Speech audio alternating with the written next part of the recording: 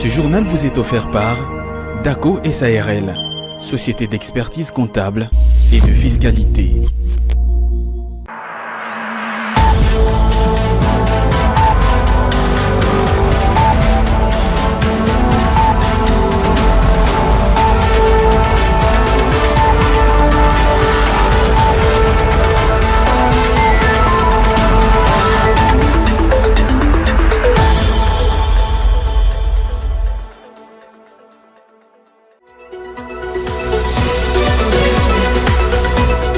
Nous avons besoin de l'accompagnement du président Félix Tshisekedi. Ce sont les mots du général Brice Clotaire Oligui Nguema, président des transitions du Gabon, qui est arrivé à Kinshasa ce mercredi 11 octobre 2023.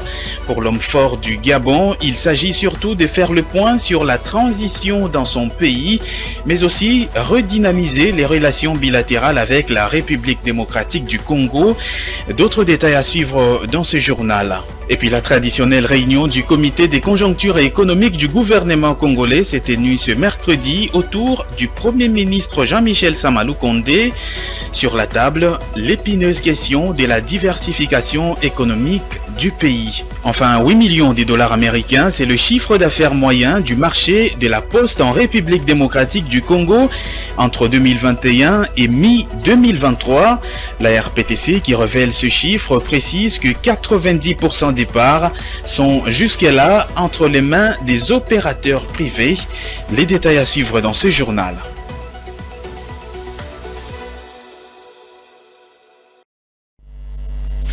Voilà tout pour les titres de cette édition du journal. Merci si vous nous rejoignez sur Ecofin Télévision. Bienvenue à toutes et à tous. Le général Brice Oligui Nguema, président de la transition du Gabon, est arrivé à Kinshasa en fin de matinée ce mercredi 11 octobre 2023. Cette visite du président du comité pour la transition et la restauration des institutions du Gabon s'inscrit dans le cadre de sa tournée diplomatique, une tournée qu'il effectue dans la sous-région de la communauté économique des États de l'Afrique centrale depuis plusieurs semaines. Dès son arrivée sur le sol congolais, le général Brice Clotaire Oligui Nguema, président de la transition du Gabon, a été accueilli à l'aéroport international d'Ndjili par le vice-premier ministre et ministre des Affaires étrangères Christophe Lutundula. Les honneurs militaires des chefs d'État lui ont été réservés au terminal présidentiel d'Ndjili avant que le cortège présidentiel ne s'ébranle en direction du palais présidentiel de Mongafula où il a été reçu par Félix-Antoine Tshisekedi. Cette première visite du président des transitions gabonaises à Kinshasa s'inscrit dans le cadre de la tournée diplomatique qu'il effectue dans la sous-région de la communauté économique des États de l'Afrique centrale. Kinshasa est la 5e étape d'une tournée diplomatique que le général Oligui Nguema a entreprise depuis quelques jours dans l'espace CEAC. Dans la suite présidentielle gabonaise, on confirme que cette tournée vise à sensibiliser la sous-région sur les avancées significatives du Gabon après le changement du régime intervenu le 30 août dernier et qui a porté le général Oligui Nguema au pouvoir. Pour les nouvel homme fort du Gabon, il s'agit surtout de faire le point sur la transition en cours dans son pays et de redynamiser les relations bilatérales avec la République démocratique du Congo. La tenue des élections et la situation humanitaire qui prévaut dans la partie est de la République démocratique du Congo sont les deux points essentiels évoqués lors des échanges entre le Premier ministre Jean-Michel Sama Lukonde et une délégation américaine de l'Agence des États-Unis pour le développement international, USAID en sigle, une délégation qui a été conduite par Monde Muyangwa, assistante et directeur et administrateur du bureau Afrique. C'était ce mercredi justement 11 octobre à la primature. Reçue en audience par le chef de l'exécutif congolais, cette délégation de l'Agence des États-Unis pour le développement international USAID en sigle était conduite par l'assistante et administrateur du bureau Afrique, Monde Muyangwa. La tenue des élections et la situation humanitaire prévalant dans l'est de la République démocratique du Congo étaient des sujets qui ont fait objet des échanges avec le numéro 1 du gouvernement congolais. Nous venons d'avoir une réunion très productive avec le Premier ministre. D'abord en rapport avec le partenariat très fort qui existe entre les États-Unis, mais aussi la RDC. Nous avons aussi parlé des questions essentielles, des questions en rapport avec la tenue d'élections libres, transparentes et paisibles, qui vont permettre à la population de la RDC de pouvoir exprimer leurs aspirations pour l'avenir. Nous avons aussi parlé des questions relatives à la situation humanitaire dans la partie est de la RDC. Et le fait que les États-Unis constituent le bailleur bilatéral le plus important, qui est en train de fournir un appui qui sauve des vies humaines, des vies de plusieurs millions de personnes dans la partie est de la RDC. Et les mesures que nous sommes appelés à prendre ensemble pour que ces gens-là aient un tout petit peu de dignité. Pour rappel, l'USAID est l'agence du gouvernement des États-Unis chargée du développement économique et de l'assistance humanitaire partout dans le monde. La diversification de l'économie nationale était l'une des questions abordées au cours de la traditionnelle réunion du comité de conjoncture économique du gouvernement central ce mercredi 11 octobre. Une rencontre qui a été présidée par le Premier ministre Jean-Michel Samalou Kondé. Les membres de ce comité ont relevé de ce fait l'instabilité du taux d'échange à l'échelle nationale et l'augmentation, entre autres, du prix de barils de pétrole au niveau international à la suite de l'attaque du Hamas contre Israël.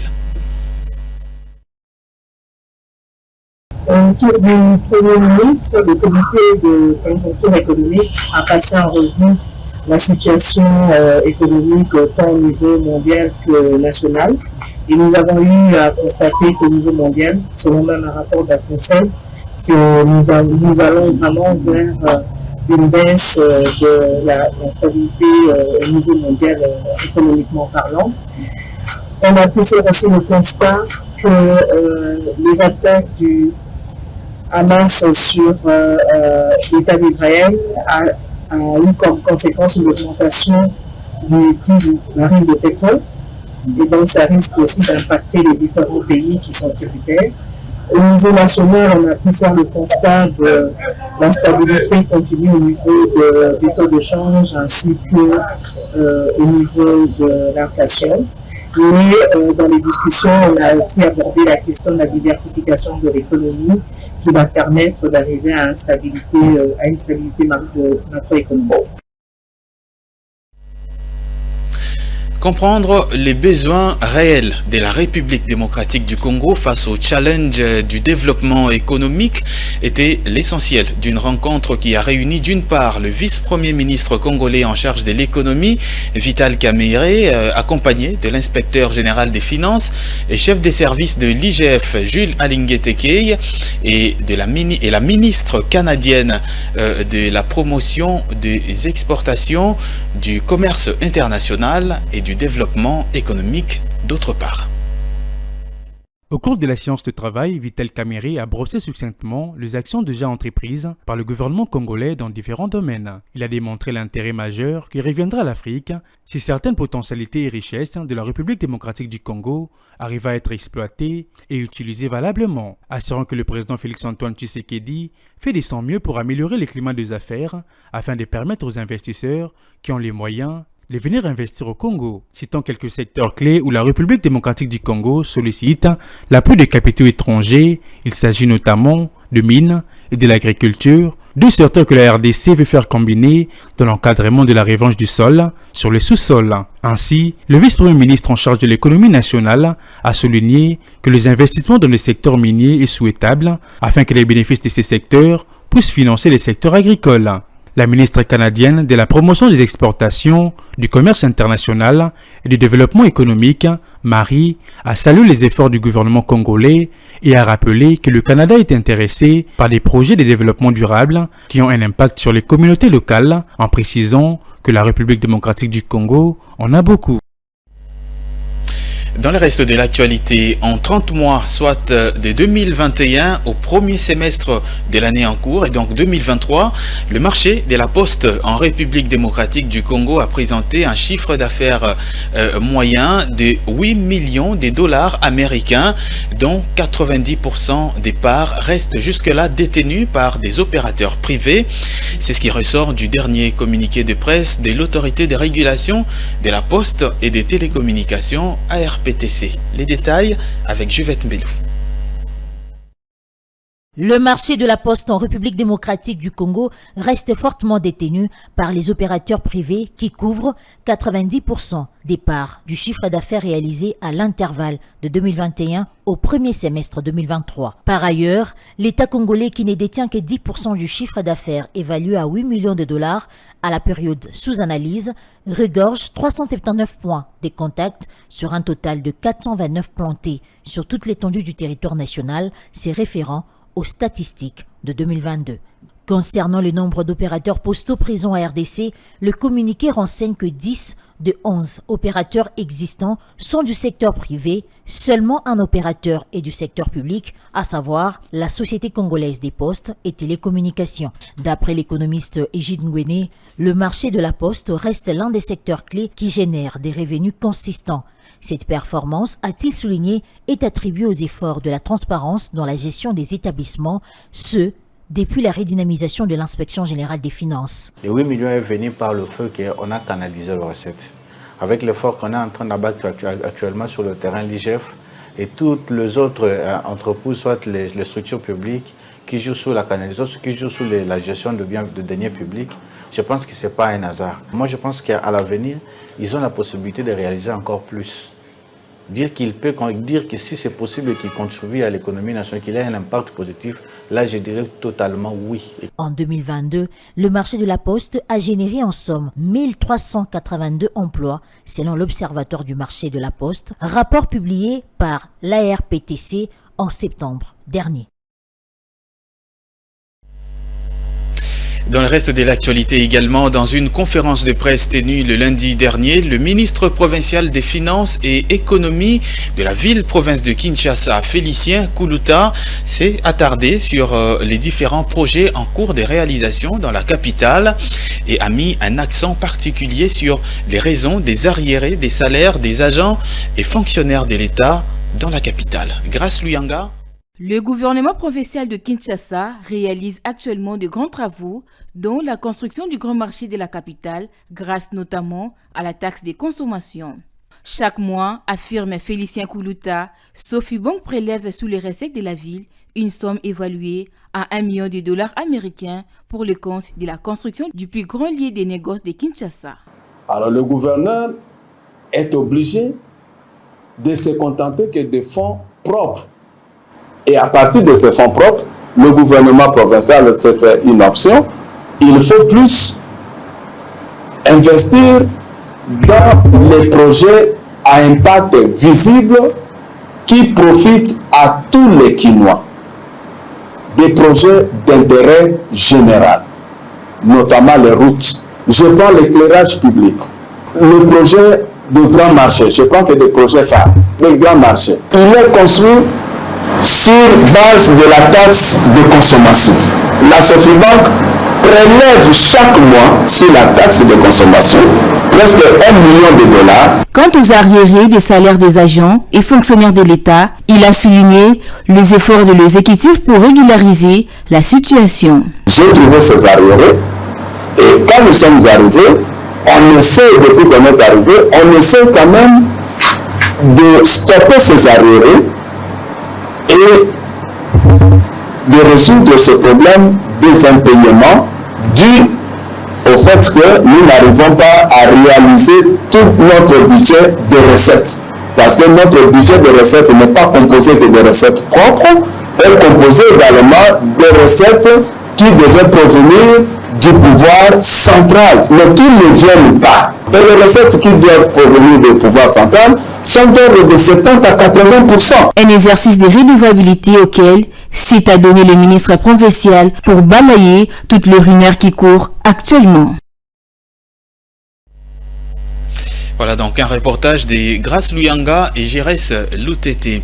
Au cours de la même conférence de presse, le ministre provincial de Kinshasa en charge des finances a reconnu qu'au début du mandat du gouvernement Ngobila, la ville avait demandé et obtenu l'autorisation de l'Assemblée provinciale de Kinshasa afin d'emprunter au total 100 millions de dollars américains. Seulement, cette démarche n'avait pas abouti. On l'écoute. L'APK avait autorisé, c'est en prévision des différents partenariats que la ville pouvait nouer, mais qui ne se sont pas matérialisés. À ce jour, la ville n'a jamais conclu avec un prestataire pour ce montant, notamment de 100 millions, il n'y en a pas. La preuve, vous pouvez aller banque par banque, parce que s'il a contracté, si c'est une institution financière, ça doit figurer dans les livres de cette banque. On doit trouver dans les livres de cette banque, par exemple, vous pouvez dire à la BCDC, il y a ce montant. À ceci, c'est là, il y a ce montant. Mais je mets tout le monde à défi, vous ne trouverez pas. Il n'y en a pas. C'était juste un projet, une demande en prévision de ce qu'on faisait miroiter à la ville. Mais malheureusement, ça n'est pas arrivé. En prévision, vous pouvez nous autoriser à avoir ceci. On a autorisé, mais on n'a pas eu. On n'a pas eu de répondant. Les papiers sont restés des lettres mortes qui sont dans nos tiroirs. Parce que s'il y avait décaissement, s'il y avait un partenariat dans ce sens, s'il y avait un endettement dans ce sens, ça devait figurer dans les livres d'une institution financière ou d'une banque quelconque.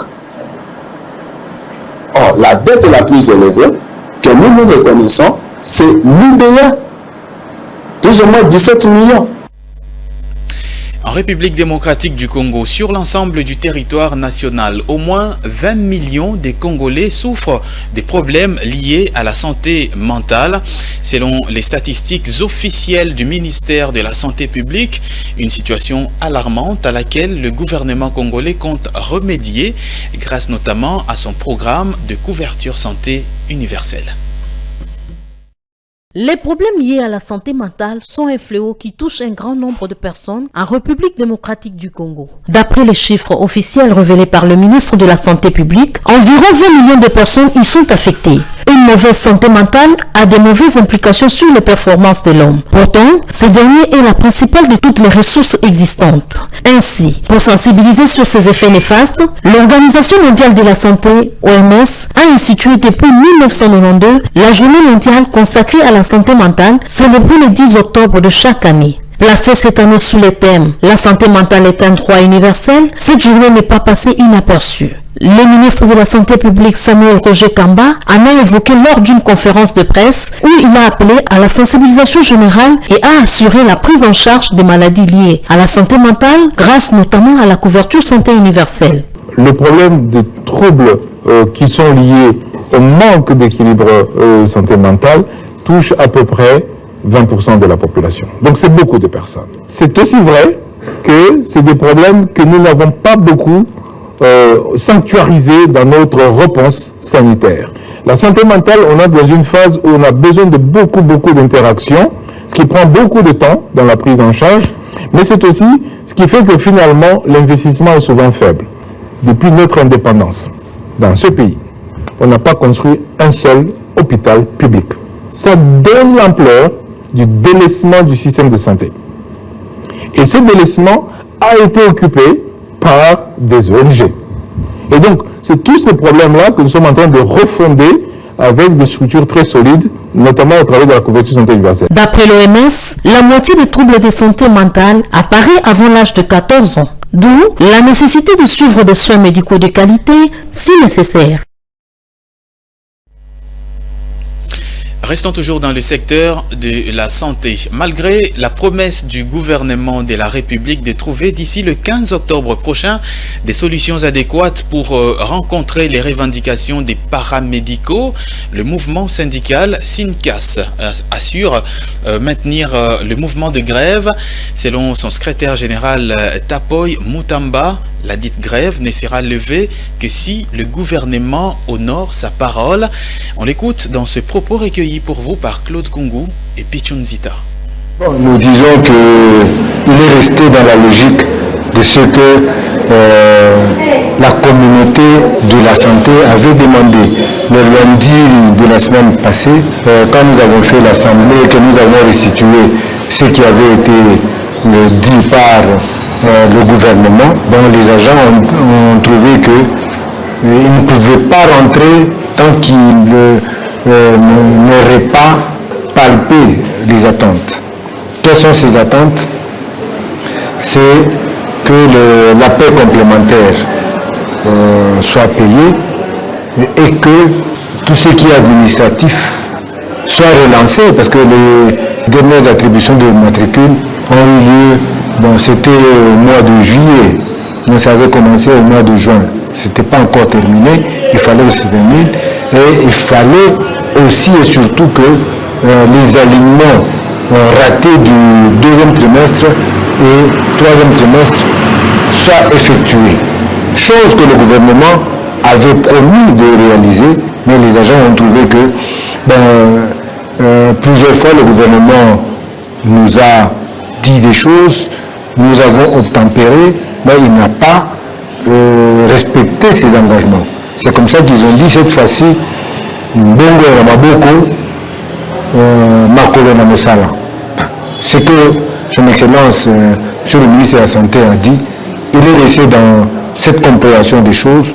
Nous espérons qu'il va s'activer en collaboration avec ses collègues ministres, il va s'activer suffisamment et rapidement pour que la résolution des problèmes posés puisse commencer et arrive entre les mains des agents.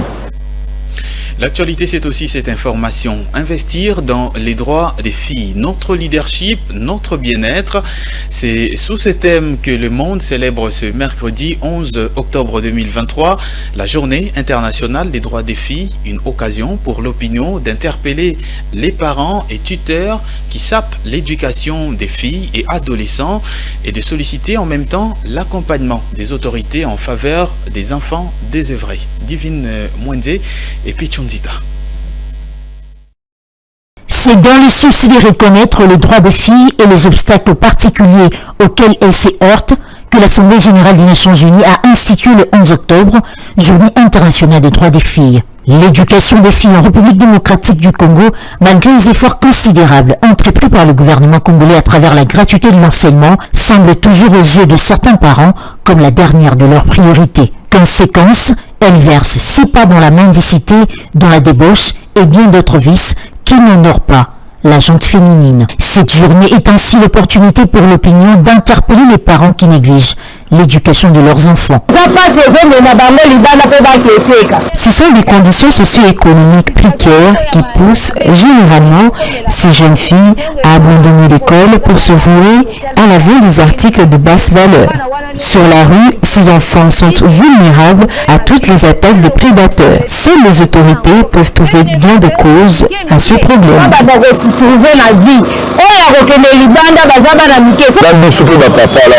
Je suis personnellement écœuré de constater que certains parents irresponsables se permettent d'abandonner leurs enfants. C'est ici l'occasion de les interpeller car ils doivent faire preuve de sens de responsabilité.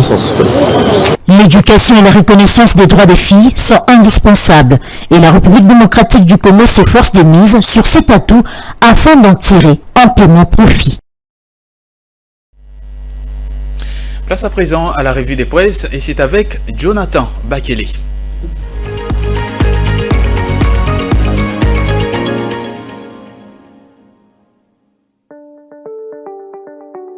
Bienvenue mesdames et messieurs dans cette revue de presse économique sur Ecofin Télévision. Débutons avec le groupe L'Avenir qui titre à sa 6e page « Julien Paluku et la task force mise sur pied font la première évaluation ». Le journal écrit « Dans le cadre de la matérialisation du projet des raffineries du cuivre et cobalt congolais par la société Delvos décrochée à New York par le président Félix-Antoine Tshisekedi au cours du Global Africa Business Initiative, en marge de la 78e Assemblée Générale de l'ONU, la task force mise sur pied est constituée de la directrice adjointe du cabinet du chef d'État en charge de questions juridiques, Nicole Boacha, du ministre de l'Industrie, Julien Paluku, des experts du Fonds de promotion de l'industrie, du Conseil congolais de batterie, de la société Bouenassa, de la présidence de la République, de la primature et du cabinet du ministre de l'Industrie, s'est réuni ce mardi au Palais de la Nation. Les confrères soulignent l'accélération de la mise en œuvre de la feuille de route avec les appels d'offres pour la prestation devant mener les études de préfaisabilité qui seront financées par le Fonds de promotion de l'industrie a été au centre de cette réunion technique. Le journal poursuit. Ces usines des raffineries du cuivre et cobalt seront opérationnelles entre 2024 et 2025, a déclaré à la presse le ministre de l'Industrie au sortir de cette rencontre. Julien Paluku a renchéri que ces projets qui viennent consolider la matérialisation de la vision du chef de l'État, Félix-Antoine Tshisekedi, celle de transformer localement des ressources naturelles congolaises, va permettre au pays de divorcer avec les modèles coloniaux qui consistent à obtenir des titres miniers, lever des fonds et ne se livrer qu'à l'extraction de minerais, donc leur simple exportation sans valeur ajoutée. Terminons cette revue de presse avec Congo Nouveau qui titre à sa 9e page « RDC, centre de santé en construction et 200 millions de dollars américains pour la couverture santé universelle ». Le journal note « La construction de centres de santé et 200 millions de dollars américains prévus pour assurer l'accès des Congolais aux soins de santé de qualité à bas prix ont été annoncés lundi au cours du briefing sur la mise en œuvre de la couverture santé universelle. Le confrère souligne 1000 centres de santé sont en train d'être construits dans le cadre du projet de développement local des 145 territoires et 200 millions de dollars américains sont prévus dans le budget, dont 42 millions de dollars américains pour la ville de Kinshasa pour soutenir la mise en œuvre de la couverture santé universelle afin de permettre aux Congolais d'accéder aux soins de santé de qualité et à bas prix, a déclaré le ministre Roger Kamba. Le journal renchérit le programme de la gratuité de la maternité dans le cadre de la couverture santé universelle va être implémenté en 2024 à travers les autres provinces en vue de diminuer la mortalité infantile et maternelle, particulièrement dans la province du Congo central et l'espace Grand Bandundu dans le sud-ouest de la République démocratique du Congo. Fin de cette revue de presse économique, mesdames et messieurs, merci de l'avoir suivi.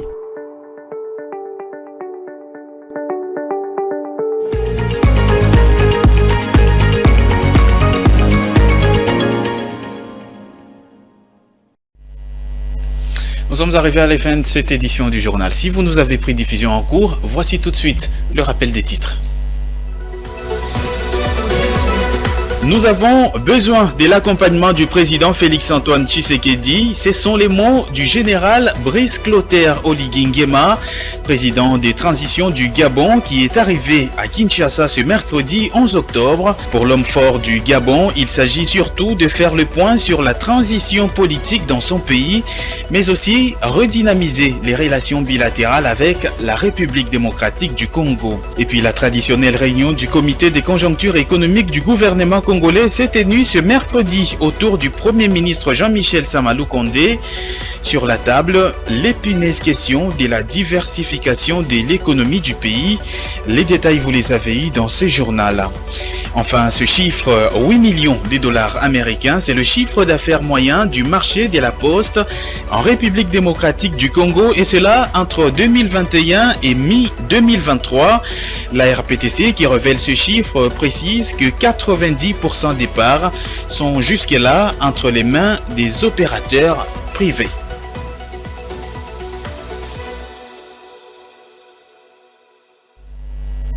Ce journal est complètement terminé. Merci à toutes et à tous de l'avoir suivi. Je vous souhaite une excellente suite de nos programmes.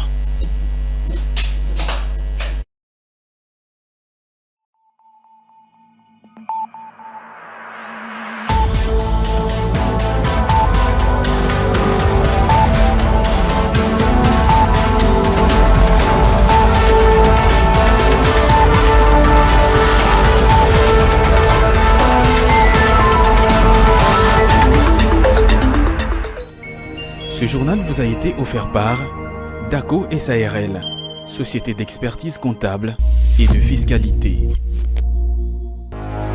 Dans une sphère médiatique, essentiellement tournée vers des contenus généralistes, où l'originalité n'a plus sa place au chapitre, où le secteur de l'économie et finance, pourtant poumon d'un État, sombre dans les oubliettes, voici enfin Ecofin Télévision. Économie et finance télévision, votre chaîne thématique essentiellement économique vous offre un contenu original. Nous traitons des questions monétaires, commerciales, énergétiques, minières, pétrolières et environnementales. Notre créneau, vous proposer des informations, des analyses, des perspectives et prévisions économiques. Ecofin Télévision, vous permet également de comprendre la coopération entre les États et les institutions, sans oublier l'épineuse question de la dette. Ecofin Télévision, tout savoir sur les investissements, les échanges commerciaux, la balance commerciale et la balance des paiements, le taux d'échange, l'état des lieux de la lutte contre les détournements des finances publiques, la coopération bilatérale ou multilatérale. Ecofin Télévision vous explique comment l'économie nationale est directement liée à l'économie mondiale. Notre particularité fait notre originalité. C'est pourquoi nous disons Ecofin Télévision, mieux que savoir sur l'économie et finances, comprendre.